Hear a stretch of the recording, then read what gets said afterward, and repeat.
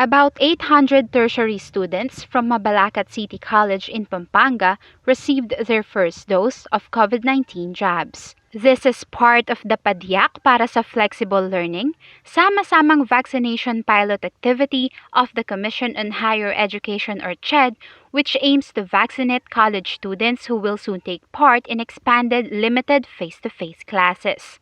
In the same event, about 700 students from the Our Lady of Fatima University Pampanga Campus were also vaccinated.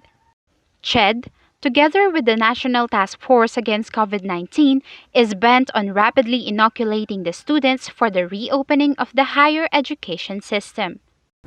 This is also to prepare for the approved expansion of face-to-face classes from medicine and allied health services to other degree programs requiring hands-on experience including engineering, industrial technology, maritime and hotel and restaurant management.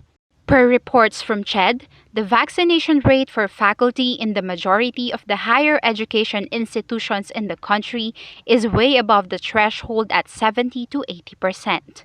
The symbolic activity was graced by CHED Commissioner J. Prospero de Vera III, NTF Chief Implementer and Vaccine Czar Secretary Carlito Galvez Jr., NTF Special Advisor Dr. Teodoro Herbosa, and Senator Sherwin Gatchalian.